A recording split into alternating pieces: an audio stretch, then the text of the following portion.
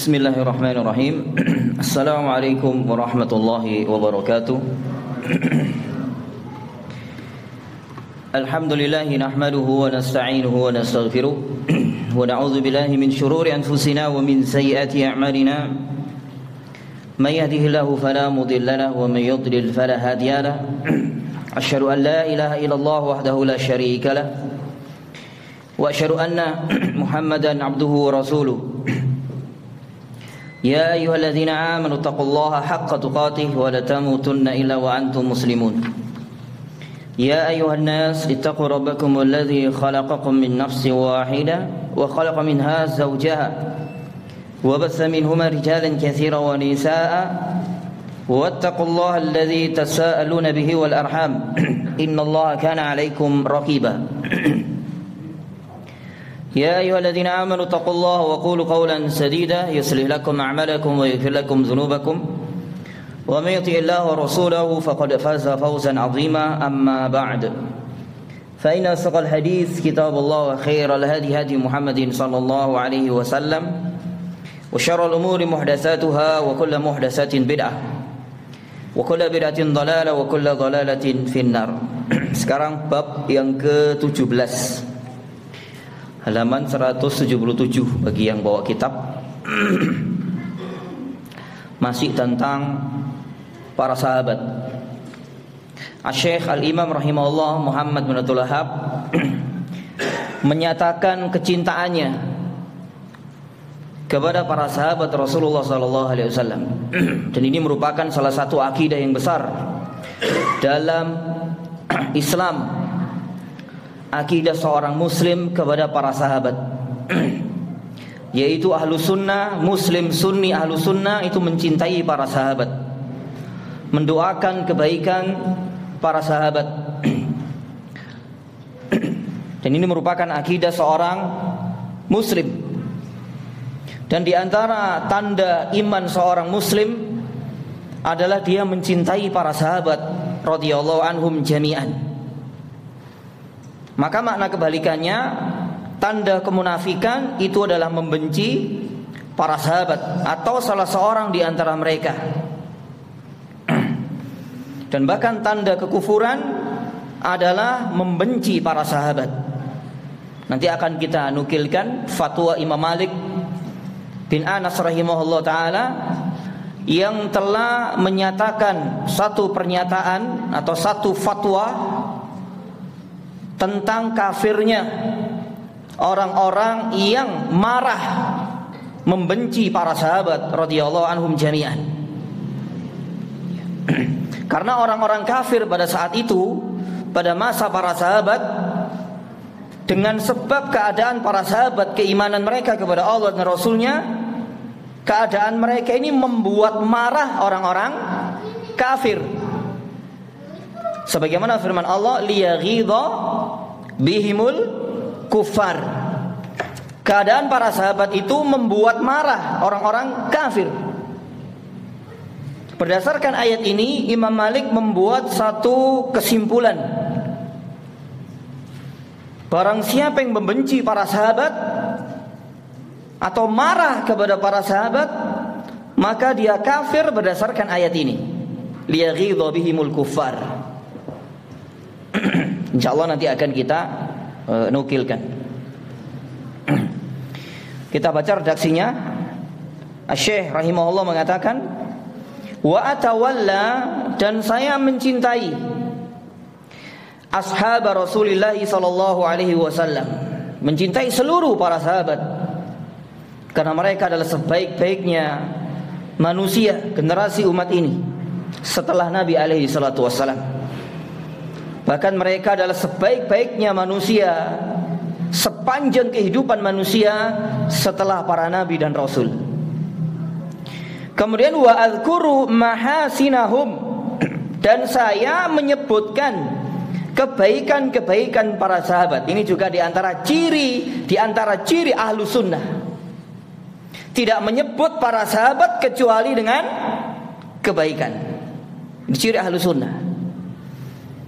Jadi kalau ada seseorang menyebut sahabat atau salah seorang di antara mereka dengan keburukan, itu merupakan di antara salah satu tanda dari tanda-tanda ahli bid'ah, orang-orang yang sesat.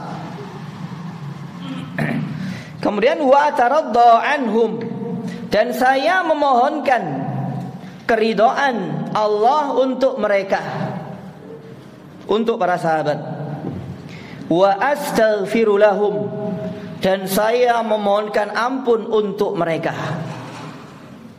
Jadi seorang muslim sunni itu memohonkan keridhaan kepada Allah untuk para sahabat dan memohonkan ampun kepada Allah untuk para sahabat. Wa akuffu an musawihim, dan saya menahan berbicara dari keburukan-keburukan mereka. Jadi betul-betul menutup rapat-rapat lisan kita tentang keburukan para sahabat.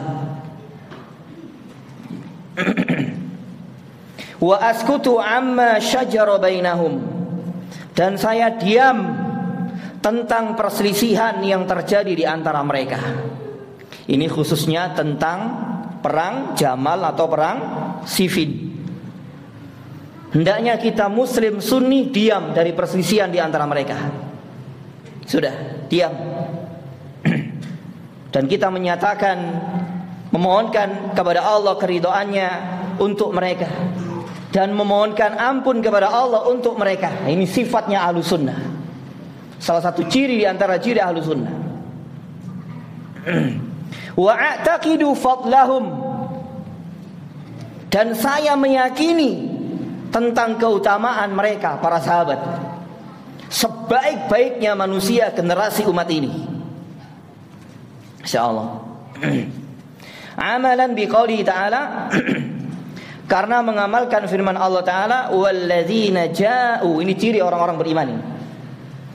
Orang-orang yang mereka datang mim ba'dihim, setelah mereka. Maksudnya mereka di sini Muhajirin dan Ansor. Karena dua ayat sebelumnya dalam surah Al-Hasyr, Allah Subhanahu wa taala memuji kaum Muhajirin bahwa mereka adalah orang-orang yang jujur. Kemudian ayat selanjutnya yang ke-9, Allah Subhanahu wa taala memuji kaum Ansor dan mereka adalah orang-orang yang beruntung. Maka ayat 10-nya Allah menjelaskan sifat orang-orang setelah generasi sahabat dari kalangan orang-orang yang beriman, yaitu tabi'in, tabi'ut tabi'in, para imam sampai hari ini, sampai nanti pada hari kiamat. Di antara ciri-ciri orang-orang yang beriman, yaquluna rabbana ighfir lana, mereka berdoa, ya Allah, ya Rabb kami, ampunilah dosa-dosa kami. Wa li ikhwanina alladzina sabaquna bil iman, dan saudara-saudara kami yang mendahului kami beriman. Berarti siapa yang mendahului kita beriman? Para sahabat yang pertama-tama masuk Islam di antara umat ini. Kemudian di antara ciri atau doa orang-orang yang beriman, wala taj'al fi qulubina ghillan, dan jangan engkau menjadikan dalam hati-hati kami ya Allah ghil. Ghil ini hasadan, kedengkian. Jadi dalam doa-doa kita ini jangan kita lewatkan doa ini. Kita memohonkan ampun untuk diri kita dan untuk semua saudara-saudara kita kaum muslimin sejak para sahabat hingga masa sebelum kita, memohonkan ampun untuk mereka yang mendahului kita beriman. Masya Allah, berapa banyak pahala yang akan kita dapatkan. Bahkan dalam sebuah riwayat, apabila kita mendoakan kebaikan untuk saudara kita sesama muslim, maka akan diaminkan oleh para malaikat, dan malaikat akan ganti mendoakan kita. Masya Allah. Sementara malaikat ini adalah makhluk yang tidak pernah bermaksiat kepada Allah. Jangan kau menjadikan kami ya Allah dalam hati-hati kami kedengkian lilladzina amanu, kepada orang-orang yang beriman. Penting doa ini kita baca. Apalagi kita hidup di zaman yang begitu banyaknya kedengkian. Ya, Masya Allah. Kita harus bisa membersihkan hati ini dari penyakit dengki. Karena ini adalah penyakitnya sebagian umat-umat terdahulu. ya, Yahudi, Nasrani dan yang semisalnya. Di antara salah satu sebab yang menyebabkan Yahudi tidak mau beriman kepada Nabi SAW, sementara mereka tahu Nabi itu adalah utusan Allah dengan benar, salah satu sebab terbesarnya adalah karena hasad. Padahal sebelum Allah mengutus Nabi SAW, mereka sangat berharap datangnya seorang Rasul. Namun ketika Allah mengutus seorang Nabi dari kalangan bangsa Arab, mereka enggan beriman kepada beliau alaihi salatu wassalam, karena Nabi maunya dari kalangan mereka, tidak mau dari kalangan bangsa Arab. Jadi muncul kedengkian. Ya, muncul kedengkian. Masya Allah. Bahkan kalau kita melihat di dalam sejarah kehidupan manusia pertama kali diciptakan oleh Allah, sehingga iblis sangat memusuhi Adam, sehingga menggoda Adam sampai dia keluar dari surga. Itu kan disebabkan karena apa? Dengki.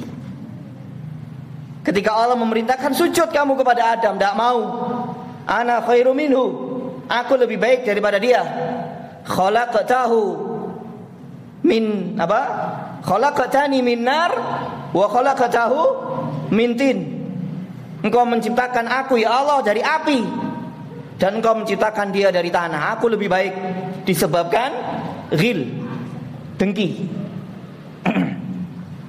Maka hendaknya kita banyak-banyak membaca doa ini, agar Allah Subhanahu wa ta'ala mencabut segala bentuk kedengkian dalam hati kita kepada saudara-saudara kita sesama mukmin. Itu. Rabbana innaka raufur rahim. Ya Allah, ya Rabb kami, sesungguhnya Engkau Maha Pengasih lagi Maha Penyayang. Kita baca sarahnya. Termasuk akidah Ahlussunnah wal Jamaah al-Firqah Najiyah adalah mencintai para sahabat radhiyallahu anhum ajma'in. Jadi kalau ada majelis keagamaan seperti ini, ada pembicaranya mencela, menghina para sahabat atau salah seorang di antara mereka, tinggalkan. Ini orang sesat dan menyesatkan. Bagaimana mungkin dia mencela, mencaci, menghina orang-orang yang telah dinyatakan oleh Allah Subhanahu wa ta'ala keridhaan kepada mereka, keridhaannya kepada mereka. Terus kemudian, dan ini termasuk bagian dari keimanan. Ahlussunnah memuliakan mereka, mendoakan untuk mereka, serta tidak menyebutkan tentang mereka kecuali kebaikan, tentang keutamaan mereka. Kemudian seperti ayat yang tadi itu, surah Al-Hasyr ayat yang ke-10. Ini diantara ciri orang-orang yang beriman. Kemudian dalam hadis yang diriwayatkan oleh Imam Bukhari, Nabi SAW bersabda, ayatul iman hubbul ansor. Tanda keimanan itu adalah mencintai sahabat Ansor. Wa ayatun nifaq bughdul ansor. Dan tanda kemunafikan itu membenci Ansor. Secara umum para sahabat radhiyallahu anhum jami'an. Dalam redaksi yang lainnya, Nabi SAW berbicara tentang para sahabat Ansor. Di dalam hadis ini secara khusus Nabi memuji sahabat Ansor. La yuhibbuhum illa mu'min. Tidak mencintai mereka kecuali orang-orang yang beriman. Wala yubghiduhum illa munafiq. Dan tidak ada yang membenci mereka sahabat Ansor kecuali munafik. Beliau tidak berbicara kecuali berdasarkan wahyu yang Allah wahyukan kepada beliau. Jadi kalau ada orang membenci sahabat itu penyakit hatinya, itu berpenyakit. Man ahabbahum ahabbahullah.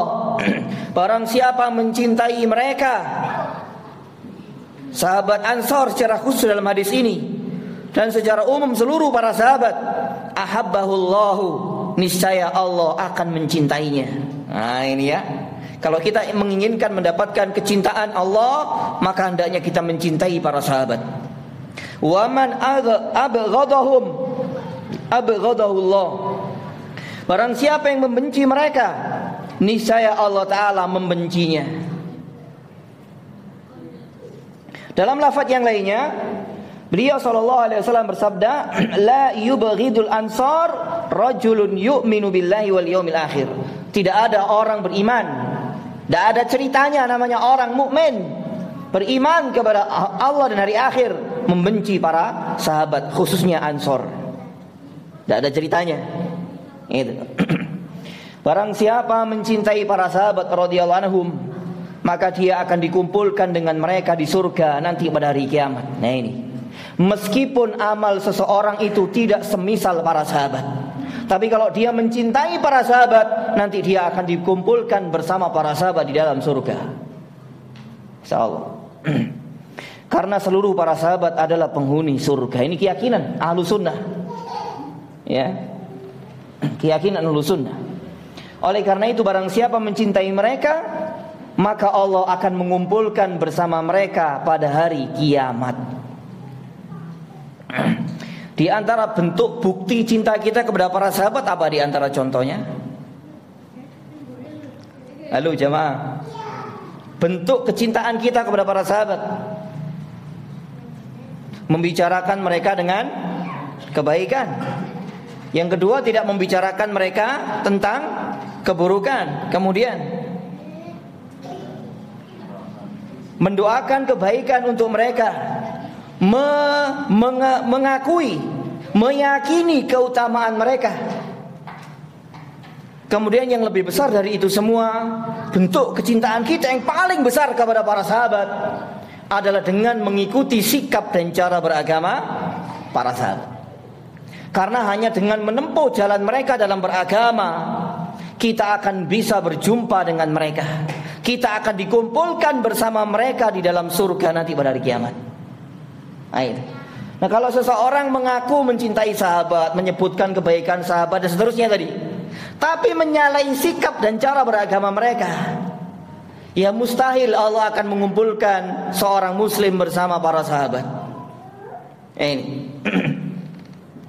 maka yang paling besar bentuk kecintaan seorang muslim kepada para sahabat adalah mengikuti sikap dan cara beragama mereka. Nah ini, sebagaimana seorang muslim mencintai Nabi SAW, bentuk kecintaan seorang muslim kepada Nabi yang paling besar adalah dengan apa? Ittiba'us sunnah, menegakkan sunnah, istiqomah di atas sunnah. Bukankah sekarang banyak orang mengaku mencintai Nabi, mengaku umat Nabi, pengikut Nabi, tapi hanya sebatas ucapan lisan.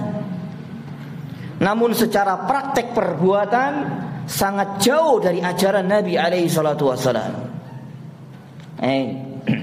Sudah pernah kita bahas dulu ya di makna syahadat Muhammad Rasulullah. Konsekuensi kita mencintai Nabi adalah ittiba'us sunnah, istiqomah di atas sunnah. Begitu. Sekarang kita baca hadisnya ini. Barang siapa yang mencintai mereka akan dikumpulkan bersama mereka nanti pada hari kiamat. An Anas radhiyallahu anhu, dari Anas bin Malik, semoga Allah meridhoinya, anna rajulan sa'alan Nabiy sallallahu alaihi wasallam anisa'ah. Ada seseorang mendatangi Nabi SAW bertanya tentang hari kiamat. Faqala mata sa'ah, ya Rasulullah, kapan datangnya hari kiamat itu? Qala, lalu beliau menjawab, wa madza a'datta laha. Beliau balik bertanya lagi, apa yang kau siapkan untuk menghadapi hari kiamat? Qala, lalu si laki-laki ini bertanya, di sini tidak disebutkan yang bertanya ini sahabat siapa namanya. La syai'a, aku tidak ada persiapan apapun, illa kecuali anni uhibbullaha wa rasulahu sallallahu alaihi wasallam, kecuali aku sangat mencintai Allah dan Rasulnya sallallahu alaihi wasallam. Faqala, lalu beliau menjawab, anta ma'a man ahbabta, engkau akan dikumpulkan bersama dengan orang yang engkau cintai. Insyaallah. Ya tentunya semua kaum muslimin mencintai Allah dan Rasulnya, mencintai para sahabat. Qala Anas, Lalu Anas mengatakan, fama farihna bi syai'. Lalu Anas mengatakan, maka ini adalah sesuatu yang membuat kami bahagia. Farahna bi qaulin Nabi sallallahu alaihi wasallam, anta ma'a man ahbabta. Kami sangat senang, kami sangat gembira dengan ucapan Nabi sallallahu alaihi wasallam, engkau bersama orang yang engkau cintai. Qala Anas, lalu Anas mengatakan, fa ana uhibbun nabiyya sallallahu alaihi wasallam wa Abu Bakr wa Umar.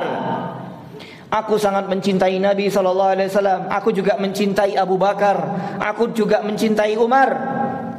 Wa arju an akuna ma'ahum bihubbi iyahum. Aku berharap kepada Allah, semoga aku dikumpulkan bersama mereka disebabkan kecintaanku kepada mereka. Lalu kata Anas, wa illam a'mal bimithli a'malihim, walaupun aku tidak beramal seperti amal mereka. Kan kita nggak mungkin ini beramal soleh seperti amal para sahabat. Kalau kita ngandalkan amal, sepertinya nggak mungkin nututi sahabat atau mengejar para sahabat atau agar bisa dikumpulkan para sahabat. Di sini ada keutamaan mencintai mereka agar dikumpulkan bersama mereka, meskipun amal-amal kita tidak seperti amal mereka. Masya Allah. Terus kemudian, maka tidak ada yang marah dan membenci para sahabat radhiyallahu anhum kecuali orang kafir. Ini ya. Jadi kalau ada orang marah, benci kepada sahabat, maka tidak ada lain kecuali dia orang kafir. Itu seperti Syiah Rafidhah. Seperti Syiah Rafidhah mencela sahabat, merusak kehormatan para sahabat, menuduh dengan tuduhan-tuduhan yang tidak benar tentang para sahabat, menuduh para sahabat murtad setelah Nabi SAW wafat. Kan begitu. Orang-orang Syiah, tujuan mereka menjatuhkan para sahabat apa sih Pak? Kira-kira ada yang bisa jawab?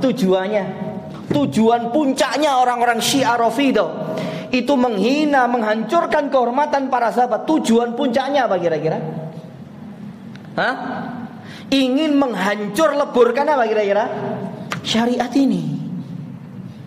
Karena setelah Nabi wafat, siapa yang membawa agama ini? Siapa? Para sahabat yang menyebarkan agama ini mereka.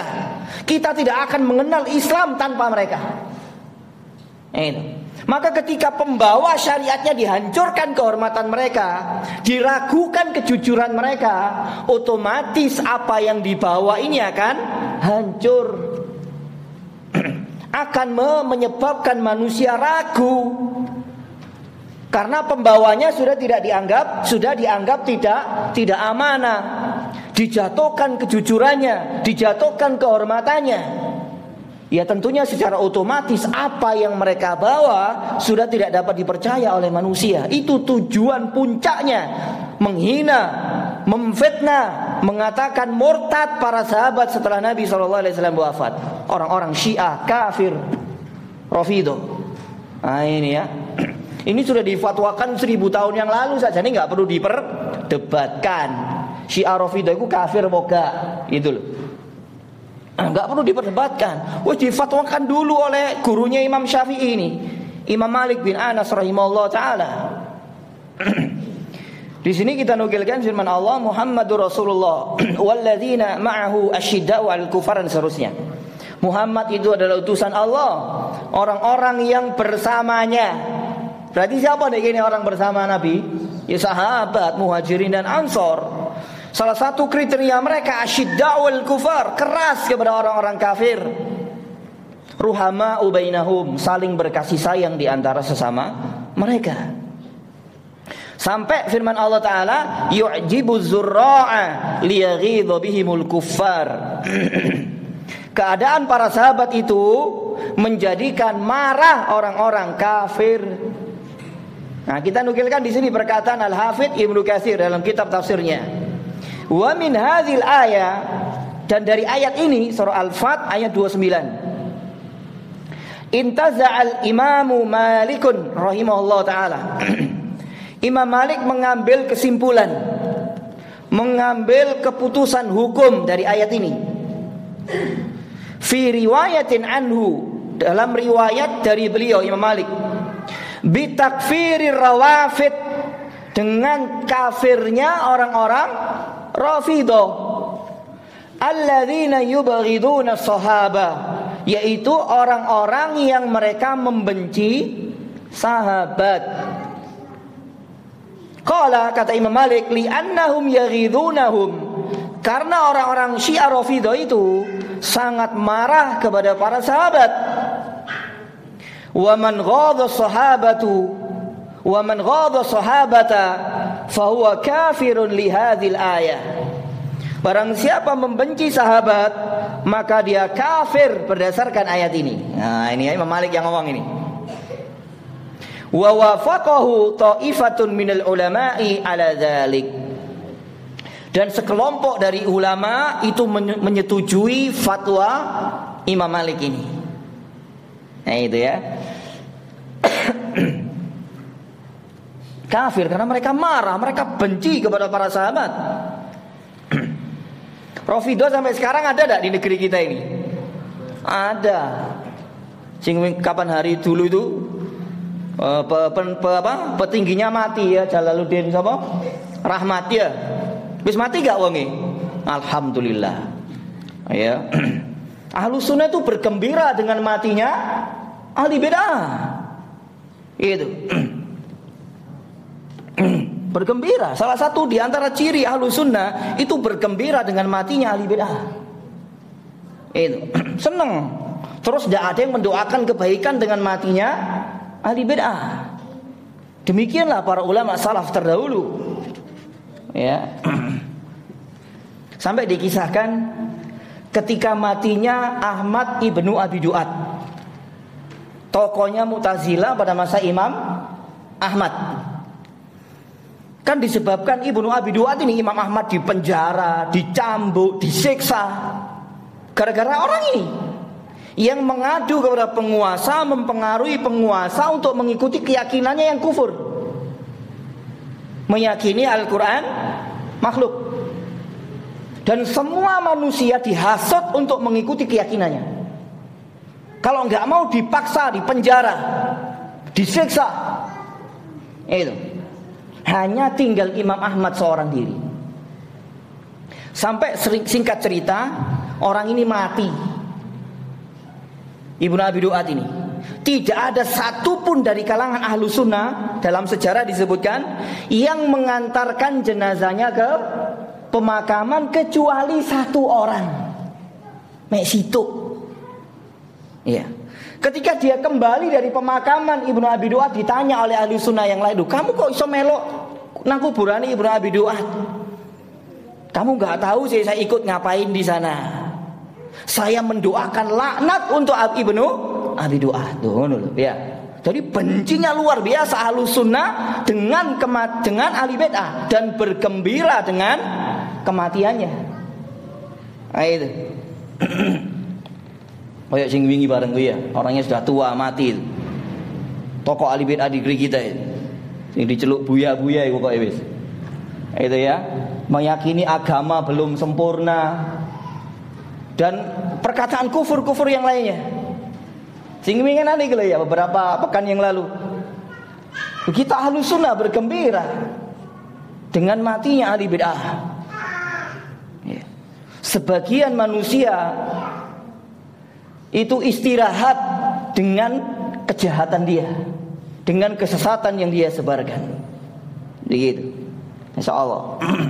Jadi jangan malah sedih ya, malah senang kita kalau ada ahli bid'ah mati. Itu. Jadi berkurang situ orang yang menyebarkan kesesatan, tapi si wakil ya nih ewonan. Itu ya. Insyaallah. Terus kemudian, dan tidak ada yang menghina, mencela dan membenci para sahabat kecuali orang-orang munafik. Ya. Jadi tidak ada yang marah kepada sahabat kecuali orang kafir, dan tidak ada yang menghina, mencela kecuali orang munafik. Orang kafir dan munafik ini kedua-duanya sifat kemunafikan dan kekufuran kedua-duanya terkumpul dalam diri orang-orang Syiah Rafidhah. Orang kafir marah kepada sahabat, orang munafik membenci, orang munafik mencela, menghina sahabat. Sementara orang-orang Syiah Rafidhah kedua-duanya ada. Mereka marah, membenci, menghina, mencela para sahabat. Nah, kalau sudah kayak gini kita tahu itu loh. Kira-kira mungkin nggak Muslim ahlu sunnah disatukan dengan orang Syiah? Nggak mungkin, mustahil. Itu orang-orang bodoh yang mau menyatukan Syiah dengan Muslim ahlu sunnah. Nggak mungkin. Kan dulu ada itu doktor di negeri kita itu, doktor tafsir. Ya, jari ini doktor tafsir gitu loh. Tapi kok pemahamannya rusak seperti itu. Masya Allah. Ingin menyatukan antara Syiah dengan ahlu sunnah. Nggak mungkin ini. Nggak mungkin. Nggak akan bisa dipertemukan. Gitu. Di sini kita nukilkan firman Allah dalam surah Al-Baqarah. Di antara dari ciri orang-orang munafik, wa idza qila lahum aminu kama amanan nas. Dan apabila dikatakan kepada mereka, orang-orang munafik itu, aminu, berimanlah kamu, kama amanan nas, seperti manusia beriman. Yang dimaksud manusia di sini adalah sahabat dalam ayat ini. Jadi orang munafik diperintah untuk beriman seperti imannya sahabat. Qalu, lalu orang munafik mengatakan, anu'minu kama amana sufaha. Apakah kami harus beriman seperti orang-orang bodoh itu beriman? Maksudnya siapa di sini? Sahabat dituduh orang-orang bodoh. Sufaha ini jamak dari safihun. Kata Ibnu Katsir dalam kitab tafsirnya, sufaha ini orang yang bodoh, yang rendah akal, yang kedua tidak bisa membedakan mana maslahat, mana mudarat. Ini sufaha. Jadi orang-orang munafik itu menuduh para sahabat demikian. Disebabkan para sahabat iman kepada Allah dan Rasulnya. Ini ya. Dan keadaan orang munafik seperti ini itu sampai sekarang. Ya, mereka diperintah untuk mengikuti keimanan sahabat, mereka menuduh sahabat sebagai orang bodoh. Nah, sebagian orang munafik zaman sekarang diajak untuk berpegang dengan Al-Quran dan Sunnah, mengikuti faham para sahabat, menuduh orang yang mengajak orang bodoh. Masya Allah. Ala innahum humus sufaha walakin la ya'lamun. Ketahuilah, sesungguhnya mereka orang-orang munafik itulah yang sufaha, yang bodoh, rendah akal, tidak dapat membedakan mana maslahat dan mudarat. Walakin la ya'lamun, akan tetapi mereka tidak mengetahui, tidak mengerti. Ini adalah dalil yang menunjukkan bahwa salah satu tanda kemunafikan adalah menghina dan mencela para sahabat. Dan dalam ayat ini Allah mengkhabarkan bahwa kaum munafikin telah menghina para sahabat dengan mengatakan orang-orang bodoh. Namun Allah membela para sahabat nabinya dan mengatakan bahwa kaum munafik itulah orang-orang yang bodoh. Masya Allah. Maka sebagai kesimpulan adalah tidak ada yang marah kepada sahabat kecuali orang kafir, dan tidak ada yang mencela, menghina serta membenci para sahabat kecuali orang munafik. Maka kemarahan, celaan, hinaan dan kebencian kepada para sahabat terkumpul dalam diri orang-orang Rafidhah. Ya. Terkumpul dalam diri orang-orang Rafidhah. Namun mereka membuat kamuflase di zaman kita sekarang dengan mengatasnamakan cinta Ahlul Bait. Ya kan? Cinta Ahlul Bait. Itu adalah kamuflase, kebohongan mereka. Kalau seandainya mereka mencintai Ahlul Bait, salah satu Ahlul Bait Nabi SAW adalah istri-istri Nabi, termasuk siapa? Aisyah. Sementara dalam buku-buku akidah mereka begitu bencinya mereka kepada Aisyah. menuduh dengan tuduhan-tuduhan tidak benar Aisyah, seperti pendahulu mereka dari kalangan munafik yang menuduh Ummul Mukminin Aisyah melakukan perbuatan keji, sampai Allah menurunkan ayat tersendiri yang membela istri nabinya dari tuduhan keji orang-orang munafik. Nah itu, ini diikuti oleh anak cucunya dari kalangan Syiah Rafidhah. Itu Masya Allah. Kemudian itu yang pertama. Yang kedua, kalau seandainya mereka mencintai Ahlul Bait, mereka juga akan mencintai ayah dari para istri Nabi. Siapa kira-kira? Abu Bakar dan Umar. Hafsah istri Nabi, Aisyah istri Nabi. Abu Bakar dan Umar mertua Nabi. Tapi justru orang-orang Syiah Rafidhah begitu bencinya, kerasnya permusuhan mereka kepada Abu Bakar dan Umar, sahabat di antara para sahabat yang paling terbaik di antara seluruh sahabat, Abu Bakar dan Umar. Masya Allah.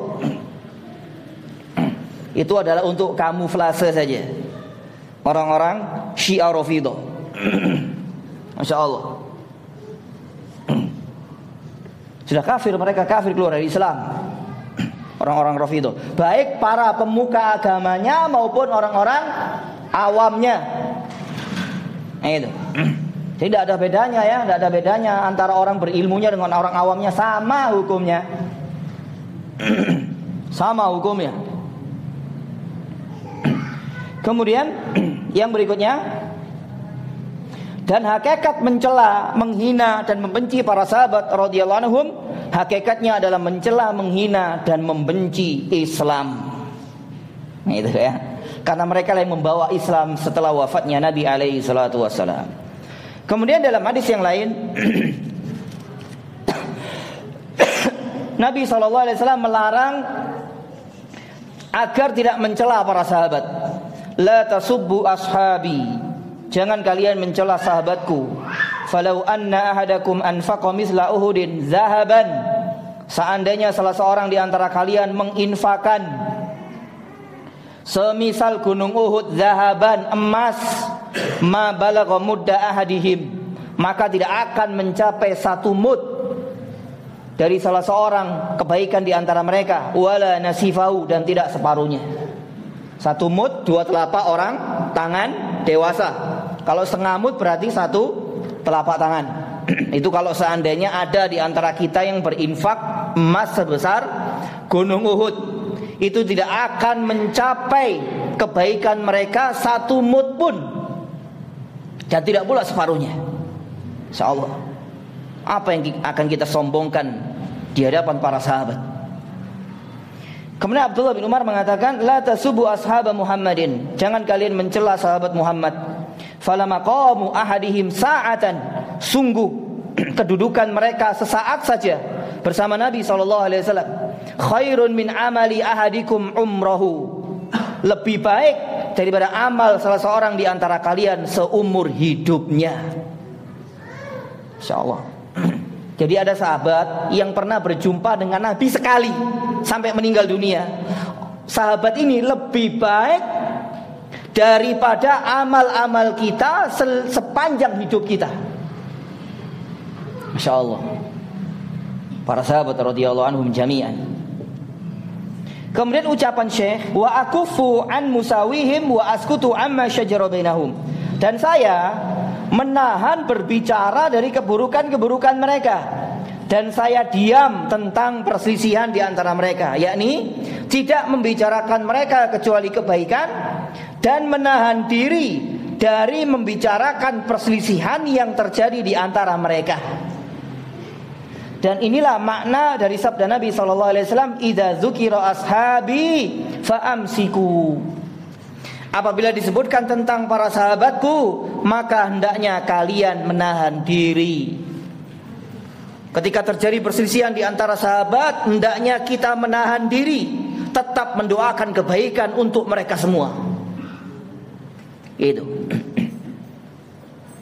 Maka seorang muslim ahlu sunnah menahan diri dan menahan lisannya dari perselisihan yang terjadi di antara para sahabat radhiyallahu anhum. Namun jika ada ahli bid'ah yang menyebutkan keburukan atau mencela para sahabat atau salah seorang di antara mereka, maka seorang muslim harus membelanya dan membantah kebatilannya dengan hujjah dan keadilan. Ini kata Syekhul Islam. Jadi kalau ada orang mencela sahabat, membicarakan sahabat dengan keburukan, maka seorang muslim Ahlus Sunnah yang memiliki ilmu hendaknya menyanggahnya, membantahnya dengan hujjah dan keadilan. Ya, meskipun orang sesat, Pak, orang menyimpang sesat, itu pun Ahlus Sunnah diperintahkan ketika membantah, menyanggah juga dengan hujjah, dengan dalil. Nah, ini. Karena memang agama kita ini agama yang tegak dengan ilmu dan keadilan. Bukan tegak dengan kebodohan, kejahilan dan kezaliman. Masya Allah, ini loh agama Islam. Tegak dengan ilmu dan keadilan. Kita menjelaskan kekeliruan, kesesatan orang-orang yang menyimpang, yang meyakini para sahabat dengan keyakinan-keyakinan yang batil, membicarakan sahabat dengan pembicaraan-pembicaraan yang buruk. Kita membantah sebatas kerusakan ahli bid'ah, tidak lebih dari itu. Ini penting untuk saya ingatkan ini. Jadi ada empat kaedah dasar di dalam membantah dan mentahdzir. Ya, ini agar kita tidak serampangan. 4 kaedah di dalam membantah dan mentahdzir. Al-qaidatul ula, kaidah yang pertama. An-naqdu bil ikhlas lillahi subhanahu wa ta'ala. Ini kaidah yang pertama.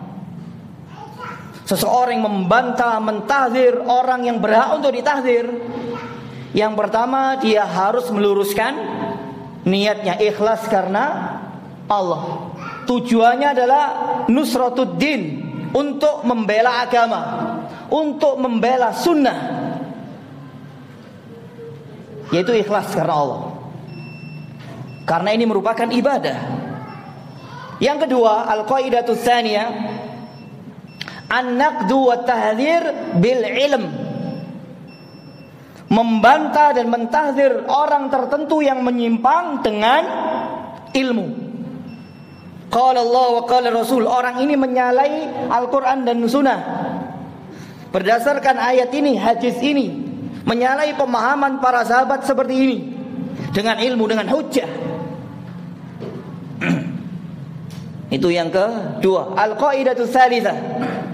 Yang ketiga, an-naqdu wa tahdzir bil insaf. Membantah dan mentahdzir orang yang berhak untuk ditahdzir dengan keadilan.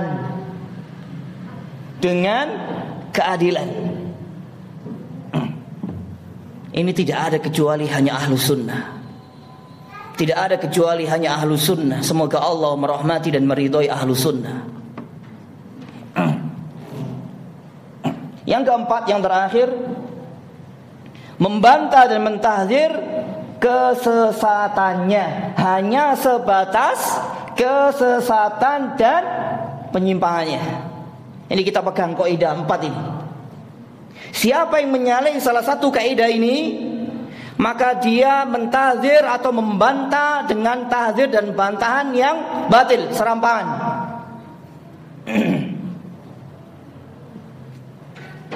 Coba kalau seseorang nggak punya ini 4 kaidah, ya apa?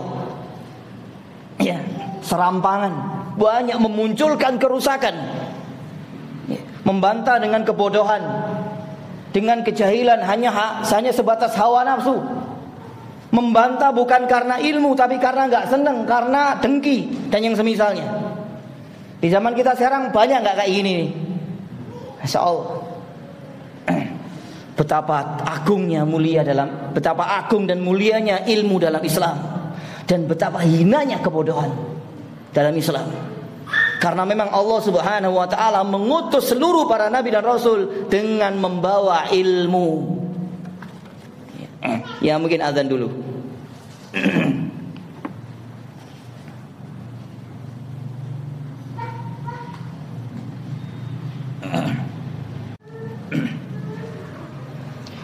kita lanjutkan sedikit.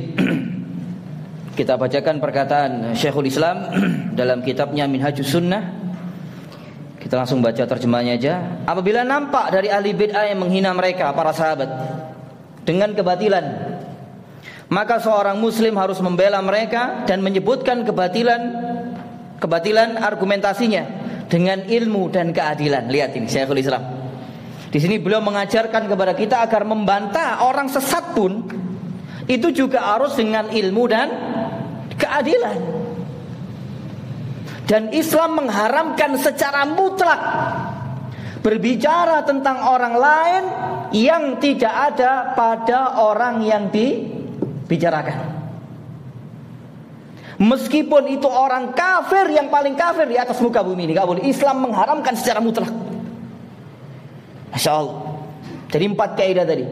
Ikhlas, membantah dengan ilmu, dengan keadilan. Yang keempat, membantah sebatas kesesatannya. Tidak lebih dari itu. Apalagi sampai membicarakan sesuatu yang tidak ada pada ahli bid'ah. Haram, hukumnya haram. Masya Allah. Apalagi membantah dengan tanpa ilmu. Bahkan tidak sedikit yang dibantah justru berada di atas kebenaran.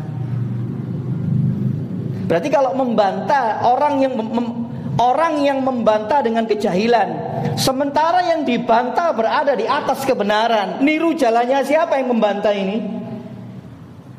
Ayo dijawab. Siapa kira-kira? Dalam Al-Quran banyak ayat. Musyrikin.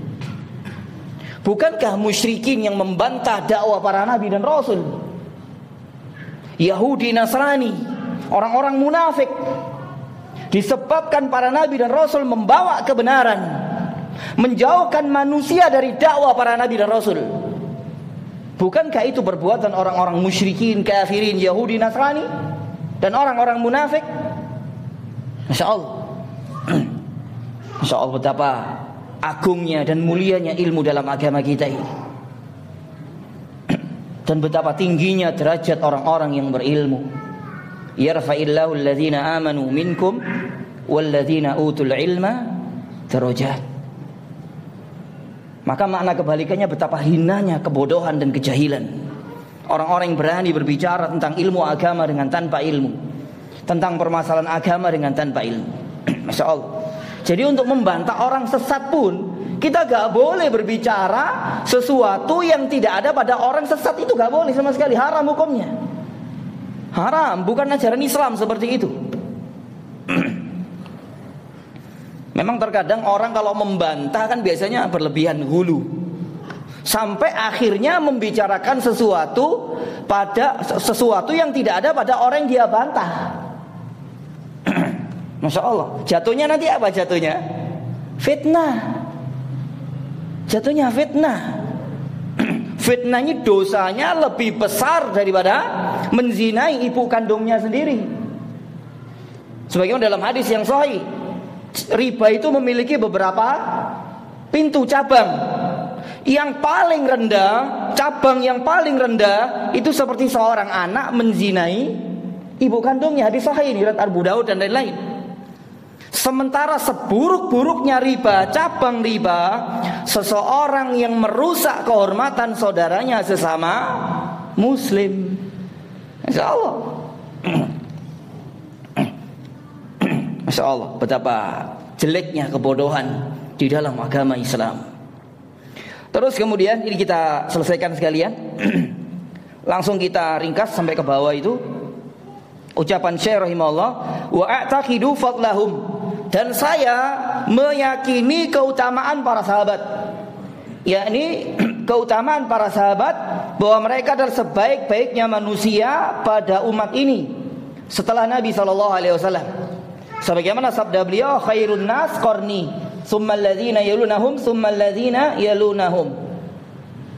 Sebaik-baiknya manusia adalah orang-orang yang hidup pada masaku. Maksudnya para sahabat yang beriman kepada beliau hingga mereka meninggal dunia. Tsummal ladzina yalunahum, kemudian orang-orang setelah mereka. Tsummal ladzina yalunahum, kemudian orang-orang setelah mereka, yaitu tabi'in, tabi'ut tabi'in. 3 generasi yang dipuji oleh Nabi SAW. bahwa mereka adalah sebaik-baiknya manusia generasi umat ini. Kemudian bahkan para sahabat adalah orang-orang yang mendapatkan keridhaan Allah secara langsung, dan jaminan dari Allah mereka semua adalah penghuni surga. Ini akidah seorang muslim. Akidah seorang muslim. Nas Al-Quran surah At-Taubah ayat 100. Kemarin sudah kita bahas ayat ini pertemuan sebelumnya. Dan juga dalam surah apa ini? Al-Fat ayat 18. Laqad radiyallahu 'anil mu'minin idz yubayyi'unaka tahta asy-syajarah. Ini perjanjian Hudaybiyah, sebanyak 1.400 orang Muhajirin dan Ansor yang mereka berbaiat kepada Nabi sallallahu alaihi wasallam di janji setia dalam perjanjian Hudaybiyah. Terus kemudian dalam hadis yang lain Nabi sallallahu alaihi wasallam mengatakan lan yadkhulan nara rajulun syahida badran wal Hudaybiyah. Tidak akan masuk neraka orang yang menghadiri perang Badar dan perjanjian Hudaybiyah. Maksudnya seluruh sahabat Muhajirin dan Ansor. Oleh karenanya sebagian ulama telah menulis kitab khusus tentang keutamaan para sahabat radhiyallahu anhum ajma'in. Seperti di sini Imam Ahmad bin Hanbal, Imam Daruqutni dan An-Nasa'i dengan judul yang sama, Fadailus Sahabah. Keutamaan-keutamaan para sahabat. Masya Allah, menulis kitab khusus, kitab hadis khusus tentang keutamaan para sahabat. 3 imam ini dengan judul yang sama. Masya Allah. Agar kita dan seluruh manusia mengetahui tentang keutamaan, kemuliaan dan kedudukan mereka yang sangat agung di sisi Allah. Dan siapapun yang menghina serta merendahkan para sahabat radhiyallahu anhum, maka dia adalah orang yang sangat hina dan sangat rendah di sisi Allah Azza wa Jalla. Pasti hina orang menghina para sahabat. Tidak dapat tidak. Tidak akan pernah dikumpulkan oleh Allah dengan para sahabat nanti pada hari kiamat. Wallahu a'lam bishawab. Mungkin sampai sini yang bisa kita bahas. Kurang lebihnya saya mohon maaf. Semoga bermanfaat, menambah iman, menambah ilmu. Semoga Allah menjadikan kita semua istiqamah di atas Islam, di atas tauhid, di atas sunnah, di atas manhaj yang hak. Dan semoga Allah menutup usia kita masing-masing dengan husnul khatimah. Kita akhiri dengan doa kafaratul majlis. Subhanakallahumma wa bihamdika asyhadu an la ilaha illa anta astaghfiruka wa atubu ilaik. Assalamualaikum warahmatullahi wabarakatuh.